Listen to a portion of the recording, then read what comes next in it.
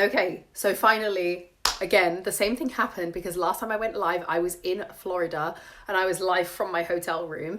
And I had to start it twice because the first time there was a glitch and I thought it was my Wi Fi. But this time it happened again and I felt like something was really wrong. And I was like, it didn't let me take a picture of my thumbnail, which it usually does. And I was kind of like, have I clicked the wrong button again? But guys, it is getting super cold where I am and it's also getting really dark. I've got my ring light on today. And I've spent the whole summer like not using it, not needing it for obvious reasons.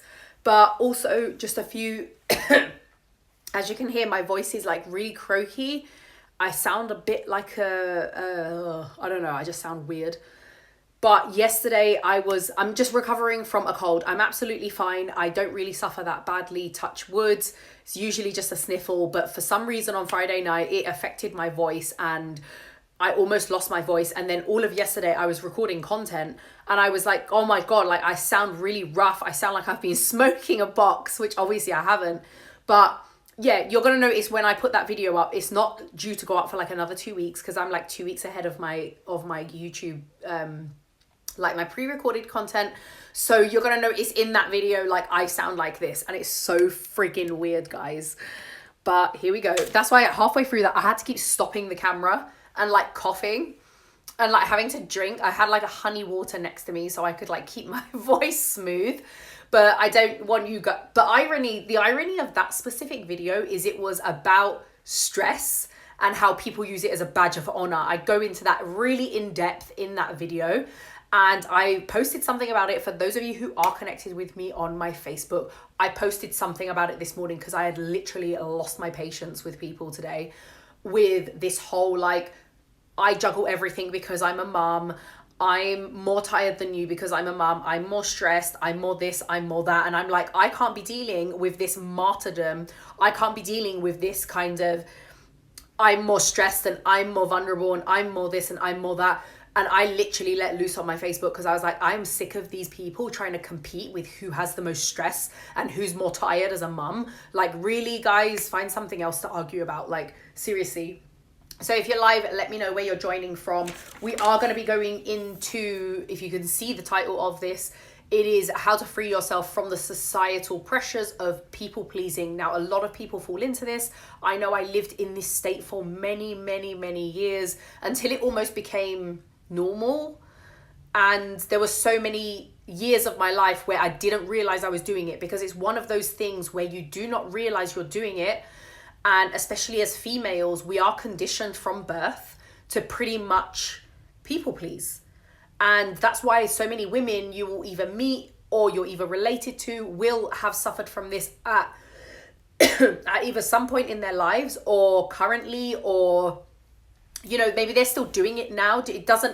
It's not any particular age where you might get it more than not, probably more when you're younger, but it can still affect people all the way up to like, you know, I don't know, boomer age, like, you know, 50s, 60s. It totally depends on the generation, but usually it is learned behavior as well. So of course I do have my notebook as well. Ozzy has come to join us in a book form, and that's just so I don't miss anything out. So what I'm going to talk about is more so not just like, oh, don't be a people pleaser, do your own thing and, you know, fuck everybody. That's easy to say because, I mean, it's not as easy to do, right? And there's so much BS out there on social media all the time that's always saying stuff like, oh, just be yourself or just be confident and just, you know, fuck what everyone thinks and, you know, do whatever you want to do. And while I believe that the incentive is great and it's to boost people's confidence and to make them feel like, you know, they're not alone, I don't really think it solves a problem. The only way we can truly solve that problem for ourselves is to firstly actually understand where it stems from and why. Why are we experiencing this urge to fucking please random as AF people all the effing time? Oh my God, guys, this cough is so annoying. So people pleasing comes from a constant need to feel secure, to feel loved, to feel needed, to feel validated. We usually have lived with somebody like this in our past. So it's either from parents or carers or whoever raised you or whichever household you were raised in. if they were chronic people pleasers, the chances are you're probably going to become a people pleaser yourself, simply just because it is learned behavior and we take on that of what we see around us. So when we're being raised as children, you are now I can't remember what the exact split was of percentage because I'm not a scientist, but it's usually a case of, it's like 80% environment raises us, right? So it's not all genetic and DNA, it's like where you're raised, like the environment and what's going on around you, that has the biggest influence on you. So of course, if you are raised around people pleasers and your parents or carers or guardians, whoever raised you, if they were chronic people pleasers, there's a strong chance that you will have been a people pleaser or currently are a people pleaser at some point in your lives. And it affects more women than men, of course. It is a conditioning that starts from childhood. So of course, when I was growing up, my mum was a massive people pleaser. In fact, both my parents are. So I grew up thinking like, oh, this is normal. I need to do everything for everyone. I need to make everybody happy because that's what I saw my parents do. And my parents saw their parents do it. So of course, it's just a constant, it's like you have to be the cycle breaker. If you want to get out of this cycle, this is definitely for you. This video is definitely for you, because when I realized, sometimes you realize you're doing something, but it's not always easy to come out of it. You're not just going to realize on day one, and then on day two, you're kind of like, oh, I'm not pleasing people anymore. It's like not that easy because it is ingrained in us literally from birth. It's usually a learned behavior. So people pleasing isn't, a lot of people think it's just being nice to people and being helpful and like being of service to them and putting people before you, which of course, generally, yes, it is. But it's constantly putting your needs on a back burner. That is what it is. It is constantly putting other people above you, that they are more important than you. They are more worthy and more valued than you. It is you devaluing yourself, essentially, so that somebody else can feel better or more valued or have your time and have your attention or whatever it is or whoever it is. And there's a deep-rooted cause of that, and that deep-rooted issue is because of conformity and compliance. So humans by nature obviously want to fit in. We want people to like us. This is just normal. I'm not talking about anyone in particular. I'm not pinpointing anyone from any particular place or whatever like that. It's naturally when we're growing up, before we wake up in this matrix or whatever the fuck this is, this reality, naturally we want to be liked. We want to please people to an extent. But a lot of the time that comes at the cost of the individual. So that comes at the cost of how that person is constantly putting somebody above them, somebody before them. Oh, this person's needs are more important than mine. And a lot of the time we actually do this to strangers. So why is it that we are putting strangers above ourselves? Why is it that we're trying to please strangers on the internet? If you think about it, if you think about a lot of social media platforms, specifically Instagram and TikTok, where it's quite visual, it's like we are instinctively trying to get a reaction, and that reaction being validity and, the likeness and, oh, do you like me? However, this is where it can go a little bit awry, really. This is where it can go a little bit, it can start affecting people's mental health. It can start affecting people's self-confidence, because 9 times out of 10, in fact, I'd say 99.999 times out of 10, if someone's a chronic people pleaser, then they probably struggle with their self-esteem. And that is simply because you're waiting on other people to give you validation. You're doing things for other people, aka you're putting your needs on a back burner to do whatever it is for other people that you want to do. And it's because you want to feel that security, you want to feel that self-love, you want to feel that validation, you want that kind of thumbs up from whoever this person is that you're trying to please, or society in general. And it comes from that, again, that longing to feel secure, wanted, liked, accepted. We all naturally as humans want to feel this. However, this is where it can get a little bit like a double-edged sword, because at what point do you draw the line? This is where people can't find the balance, and this is where women specifically cannot find the balance. Where do you draw the line of, I'm willing to help people and be a yes man or a yes woman in this case. But, you know, where do I draw the line? This is why women are so burnt out. And I'm not just talking about mothers. I'm talking about people in general, like women in general are usually burnt out mentally and physically because they are constantly of service to other people. But by our conditioning, that is what society expects from us. And that is kind of what society praises us about, because, you know, if you're not putting every man and his dog in front of you, then, oh my God, you will know what comes from that. You're selfish, you're narcissistic, you're this, you're that, you're self-absorbed. We're none of those things. So if you've ever been called those things, let me know down below who, like, if you want to share who said it to you, that's fine. Obviously share what you feel comfortable sharing. But if you've had these things said to you before, please share down below. I can bet my bottom dollar that it is quite a high percentage of women who, when you've stopped becoming a people pleaser, or you've realized you're constantly putting everybody's needs above yours, and it's starting to affect your confidence and your mental health and your daily life, like quality of life, and you've drawn that line and you've gone no, you've more than likely been met with some resistance, or maybe even lost friends or partners or something along those lines. I used to work with a woman years ago, and she was a chronic people pleaser, and let me tell you, she was constantly burnt out. Like, she was always like, she would just snap under pressure. And that was because she couldn't say no to people. She was constantly trying to please people. Actually, this wasn't years ago. This was relatively recently. It was literally, she would just shut down and she'd not communicate. So she'd go from doing everything for everyone and then nothing. Like, you would not hear from her ever again. You'd message her, you'd email her, like, are you okay? Are you alive? And she just couldn't cope, because she had spent that long, like, cutting herself into pieces and trying to feed everyone around her, that she just couldn't cope. And that is what it does to you. You just snap. You will just snap, and everyone reacts differently. Depends what that snapping will be like for yourself. Some people retreat, but some people go out and, you know, lose their temper or snap or whatever. And it goes absolutely, this is when it goes tits up, guys. So honestly, it comes from a place of, like, low self-worth, where the person only feels good if they're doing something for others at all times. So I'm sure someone in your life possibly has maybe said to you before, if you're doing something for yourself, like, all the time, oh, you're selfish, like, you don't think of others, blah, blah, blah. Now, I'm not making this video to say, like, all right, stop doing things for other people, never do anything for anyone ever again. That is not what this video is about. It's about, you can still do things for other people. You can still do favors for other people.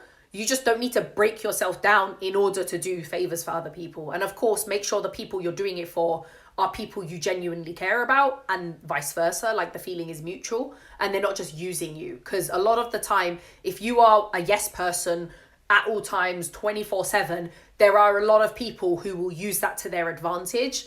And it's not because they're a friend. It's because you're a yes man and they need a yes man. Hi, King's daughter. I hope you're doing well. If you're joining, by the way, guys, let me know down below. Say hi, where you're joining from. No one's really said anything to me outright, but, like, I feel their judgment. Yeah, of course. I know exactly what you mean.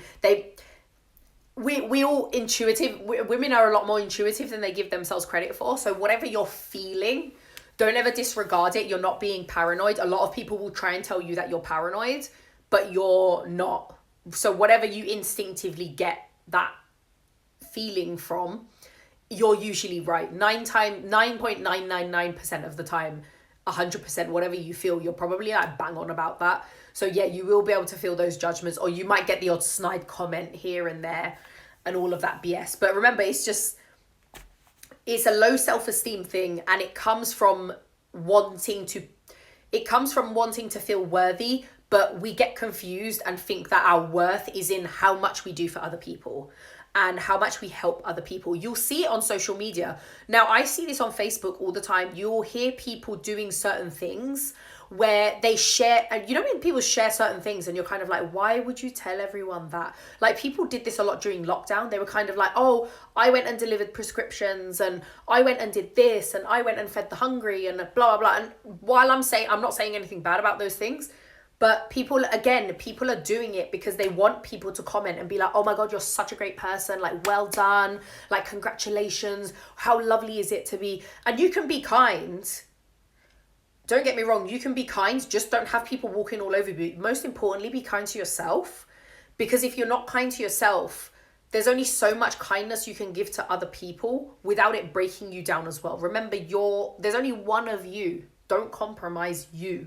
There's only one of you, and there's only so much one of you can do at any given moment. You can't cut yourself into quarters and be here and be there and be with him and be with her. You're going to burn out. And I'm sure we've all been there. I know I definitely have. So people pleasers usually want others to confirm their worth. They don't always feel like they can confirm their worth themselves. So, which is why they get caught in a trap on a subconscious level of constantly doing things for other people. Because they're kind of like, oh, I need somebody else to say, oh, thank you, well done, you're great, you're amazing, you're helpful, you're kind, and all of this. Because they won't say it to themselves. So if I was still a people pleaser, which luckily I'm not, I wouldn't feel good about myself until I did something and got that validity from whoever I did that favor for, or whatever it was. So women feel more pressure to people please. Ding, ding, ding. What's new?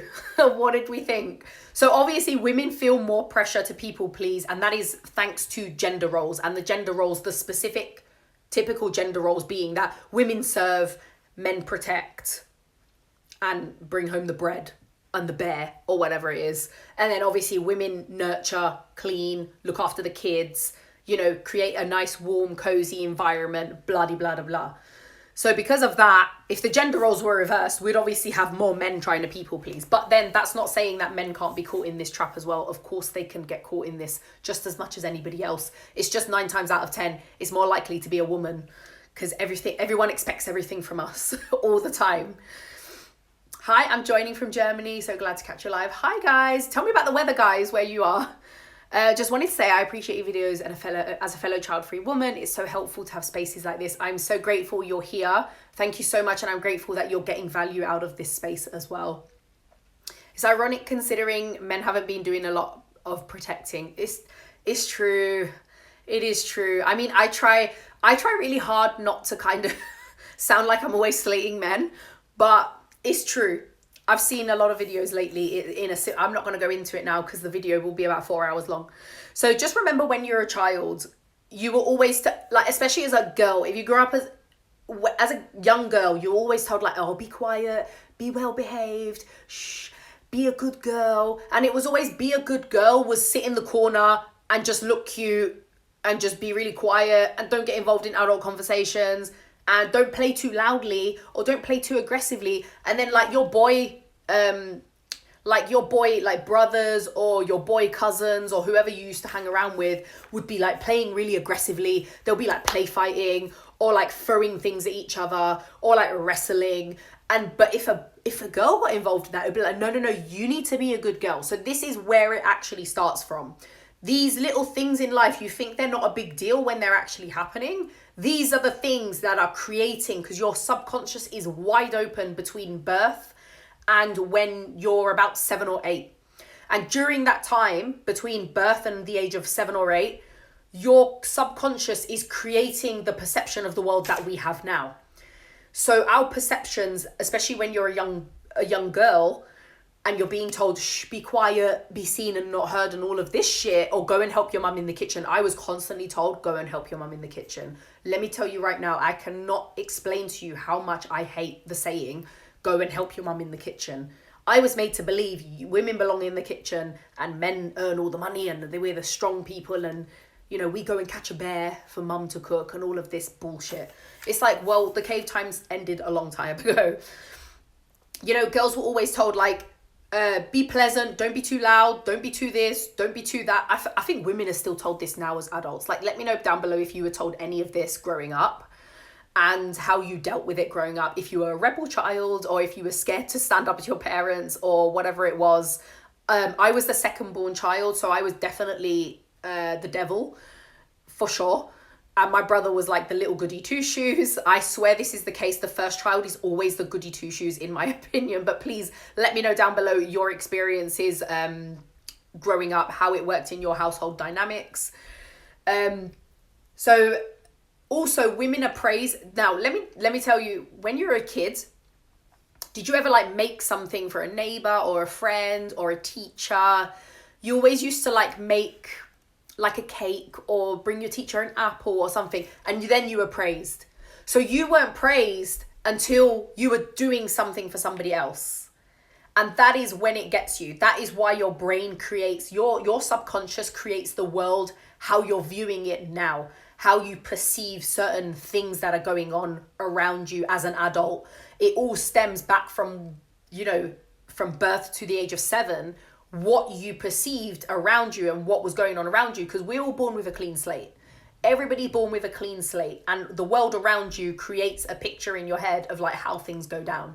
So as a woman growing up, you're kind of like, oh, well, I was praised when I did something for someone else. So I was praised when I helped my mum. I was praised when I made something in the kitchen. I was praised when I made my teacher a cake or a cupcake, or I gave them a gift. It was like, but you're not really praised if you like, I don't know, write a nice story or I don't know, build something, because it's like not what you're meant to do. It's like, I was always in the garden, like in rolling around in the mud or hanging from a tree. Like that's what I used to do, because I was this crazy kid. I could not stand like this whole go and help your mum do the dishes, and you'd stand on a, have you seen where they put the kids and they stand them on a chair so that they can wash up? Now, don't get me wrong, I believe it's good to teach a child how to do general house-to-house chores, how to cook for themselves, in terms of like how to actually look after themselves. But it's always like, I was born in that household of like, no, like I did that, my brother didn't. Because according to my parents, like, your brother doesn't do that, but you do that. And that is what wound me up. But that's what made me a people pleaser for so long. Like my whole entire 20s, from the age of birth to about 28, I was literally like trying to do everything for everyone. And that was because in my head, I believed like, okay, this is the only way you're going to feel worthy. And in a moment, I'm going to go through some things that you can utilize right now to try and break free from people pleasing. But I'm just going to go through some comments. Really enjoying your content. Keep doing what you're doing. Thank you. I appreciate you being here. I'm in my late 40s and a chronic people pleaser. I'm only just learning the lesson that people will never stop taking. It's up to me to put that first step and to stop making everybody else a priority. It's 100% true. Thank you so much for sharing, by the way. And I totally agree. But the first step is actually identifying that you are a people pleaser, because a lot of people don't know. I was having this conversation with my sister-in-law on Friday because she came over to mine. She's also a dink. And she said the same thing. She was like, one of her friends called her out and was like, you're a chronic people pleaser. Like, you always put everybody else first. And honestly, she woke up to it. She was kind of I think she was a bit taken aback, but also it's nice to have friends who can pull you to one side and say that and say it from, not like they're slating you, but they're saying it like, look, stop breaking your back for everyone. Like Zoe just said, some people just take. They just take. They only want you because you got something that they want to take. And it's annoying, but, so it's finally autumn here. It's my favourite season. I know, one of mine, I love it. Seeing crunchy, colourful leaves, fall is the best. I know, I absolutely love autumn and I love anything pumpkin. I did make a pumpkin pie on Friday and I had the leftover pumpkin, so I just made a pumpkin soup. Oh my God. I mean, I do prefer it with butternut squash, but the pumpkin just hits a bit different. And I wish the Texas weather looked like autumn. Oh yeah, I've heard Texas, it doesn't actually get really cold. And last month I was in Florida and it was still like a literal oven walking down the street. So I'm just going to go back. Thanks so much, guys, for getting involved and giving your experiences. Whether you're joining on the replay of this and you weren't on the live, still feel free to share your experiences if you are willing to. Obviously, just share what you want. So we grow up in this cycle. So this is the main cycle that we kind of grow up in. So you're being of service and available. You're constantly available for everyone. Being of service, being of constant availability to every man and his dog. Then you get praised by society.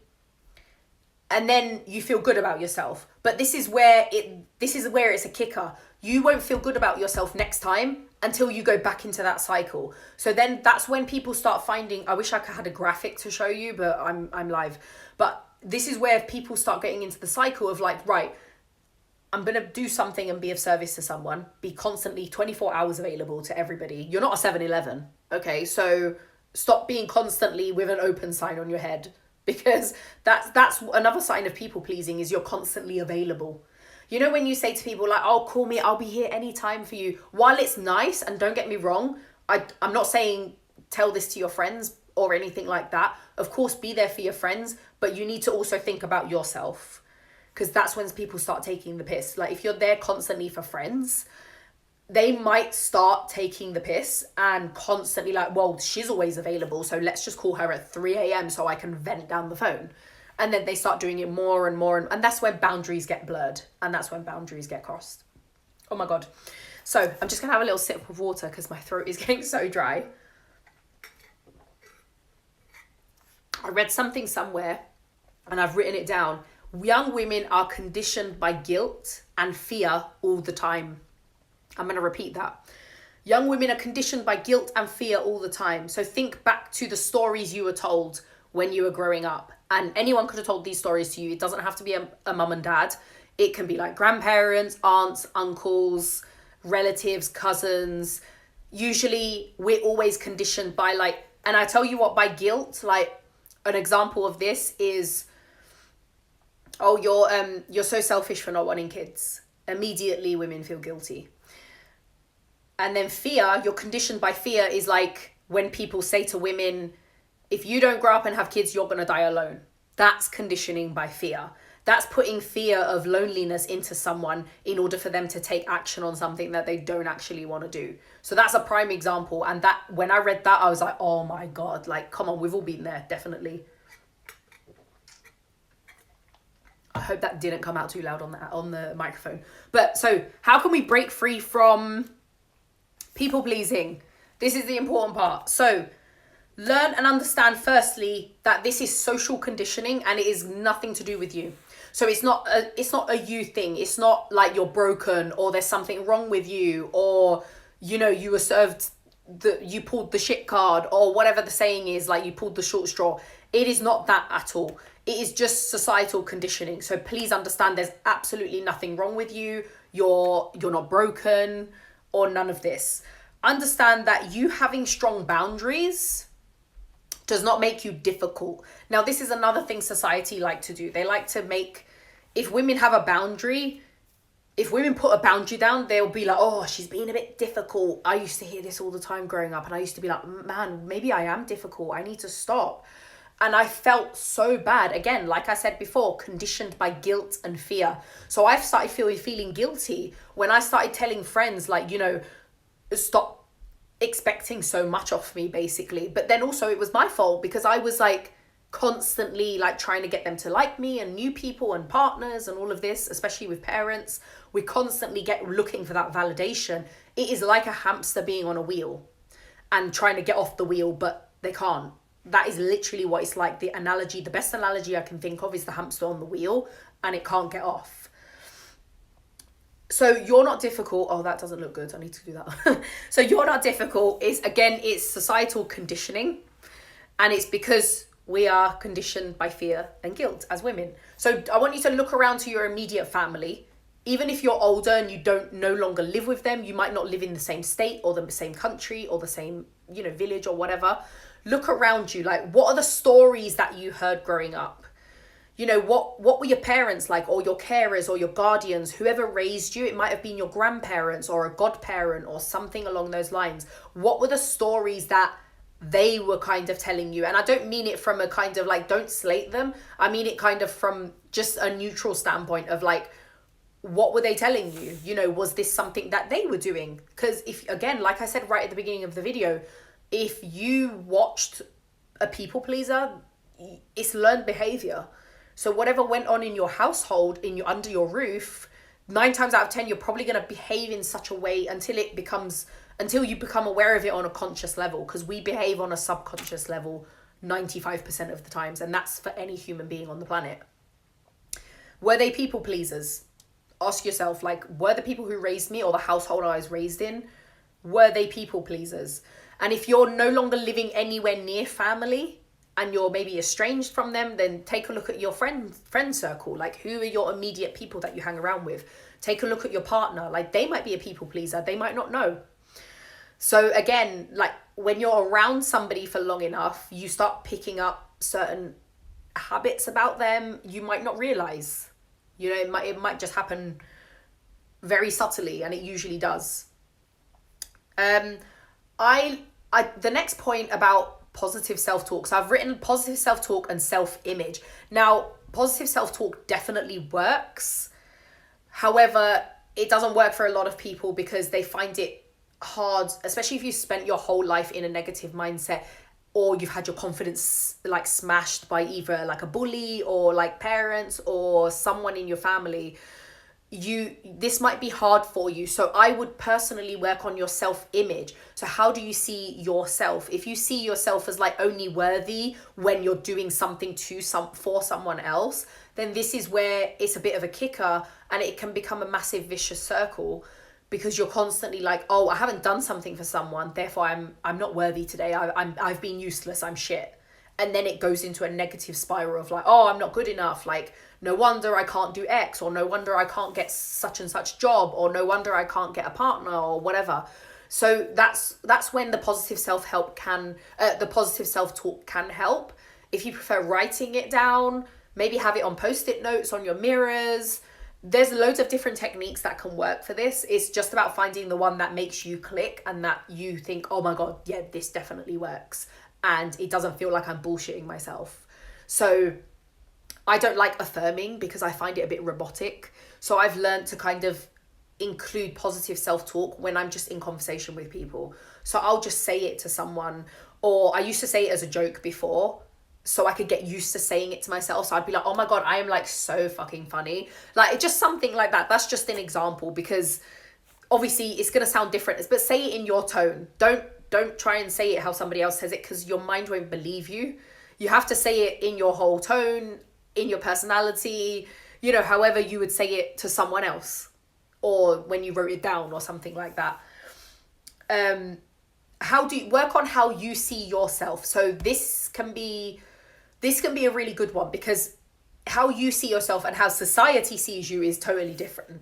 So society just sees a woman and thinks like, oh, you know, naturally this person's a nurturer, or they should be empathetic, or they should do this and that and whatnot. And then, you know, they have all these constructs of what you should be like. But the most important thing is, what do you want to be like? What impact do you want to have on people? How do you want to feel? How do you see yourself? And I was stuck in this trap for so many years, because I was like, oh, this person sees me like this, therefore I need to behave like that. Like, no, you behave how you want to behave. It's your life. You do what you want to do, and not kind of like, oh, society sees you in this way, therefore I need to behave in this way. I hope that makes sense. But yeah, definitely not. I'm not doing that. Also, I'm going to go through listing your strengths in a second, but I'll just go through some of these comments. My mum has called me selfish for not wanting kids, culturally raised in a people pleaser environment. My mum has toxic narcissistic characteristics, but not a full-blown narc. I was just having this conversation with somebody else. How weird that you mentioned that, because some people can have narcissistic traits. They're not necessarily a narcissist as such, but they can definitely have like one or two traits or something like that. Apparently a lot of people do. Like, they say apparently it can kind of affect a lot of people, but because people love that word, they just throw it around. And like, I see it all the time on Facebook in groups. I've even got a video about it as well. But yeah, you can have definitely some little strain of it, but not necessarily be a narcissist, if that makes sense. My mum is a people pleaser, and blessedly she's coming out of it, but for so long I would watch her burn herself out for other people and think, why are you doing this? 150%. I think most definitely this comment just now just sounds, so many people will be sitting at home and nodding their heads like, yes, I've definitely seen this. I've definitely been there myself, seen my mum burn herself into little pieces for absolutely everyone, every man and his dog, and get very little pleasure out of it. Or those people would not repay her, you know, for what she did, because again, people are takers. A lot of people are takers.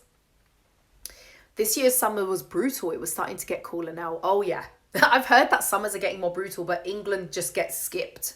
Like everywhere I've spoken about, like where they got really good summers, England were just sitting here twiddling their thumbs like, are we on the same planet or not? Let's go into listing your strengths. So everybody has strengths and weaknesses. The best thing to do is just own all of it, because people will try and do whatever they can to either highlight your weaknesses to try and make you feel shit, or they will try to not make you see your strengths. So it's really important that you highlight and are aware of your own strengths, so that people can't try and use it against you or try and knock you down or help or not make you see your own potential. Because a lot of people will see a strength in you or a potential in you, and they'll be like, oh, you know, don't want her seeing that.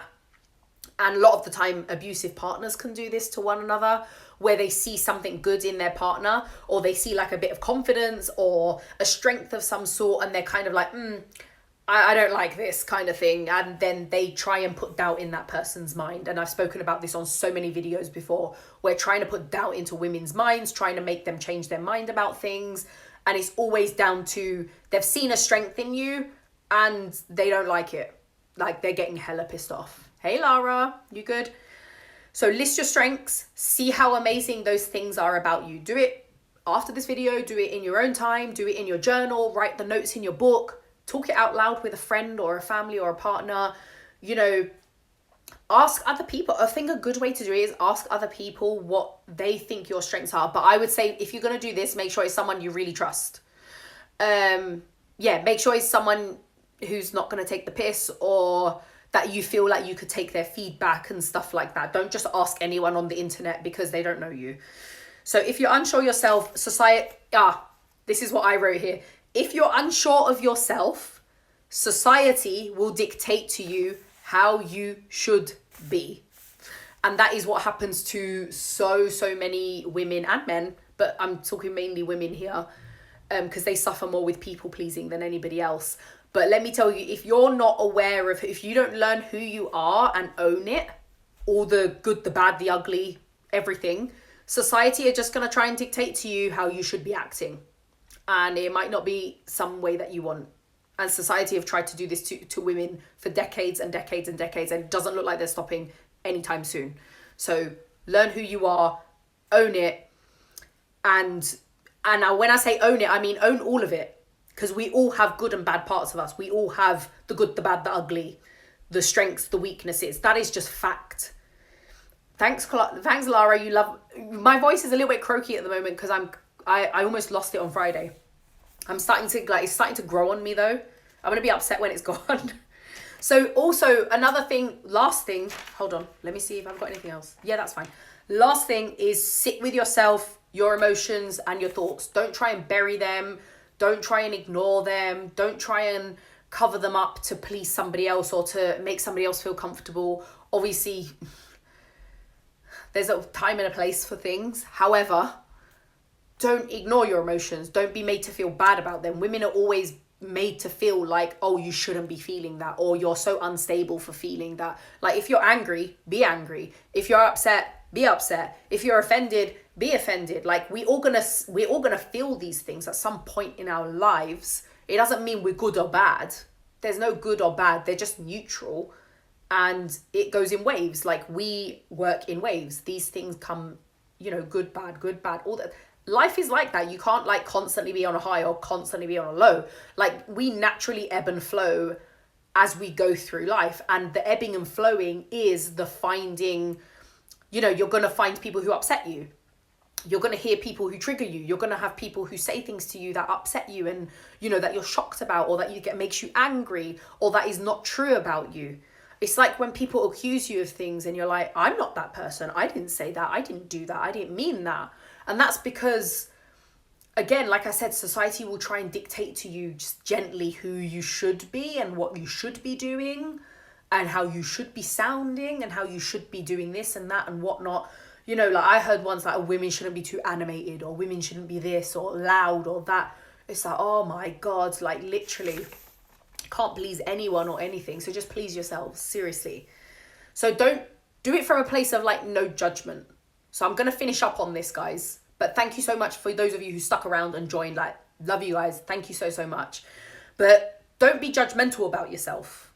Like, don't be hard on yourself. Don't be like, oh, I'm so stupid for thinking that, or I'm so stupid for crying about this. Like, just let it out.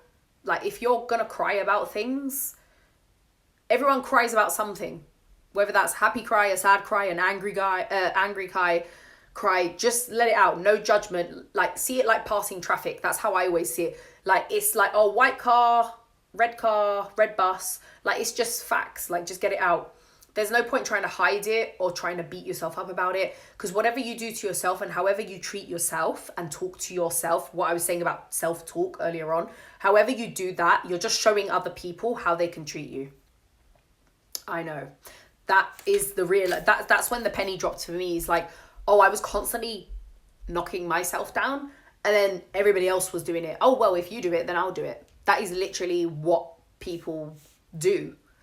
So however you set the standard for how you want society to treat you, how you want to be treated, what your level of, where that boundary is. You put the boundaries down, you make the rules. It's your life. Don't let anyone dictate that for you, or try to make you feel like, oh no, it should, well, I do it like this, so you should, and my boundary's down here, so yours should be, or mine's up here. Like, you got to find it. Everybody's is somewhere different. Everybody has different kind of levels of what they will tolerate and what they won't tolerate. And that simply depends on the person, your environment. It depends on your upbringing. It depends on your life experiences. There are so many, things about that, there's so many reasonings behind why somebody does something and why people behave in a way. But ultimately, if you don't set the standard for yourself, you're setting the standard for how others can treat you. So I'm going to leave that with you guys to have a little think about, to have a little ponder. But thank you so, so much for joining me on this live. Totes. Sending you all the love. That's actually on my new YouTube thumbnail, but you'll see that video when it does come up. Thanks so much for joining, guys. Enjoy the rest of your Sunday, wherever you are joining from. I hope you enjoy your day, afternoon, evening, blah, blah, blah. Take care, and I'm going to chat to you guys real soon. Peace out.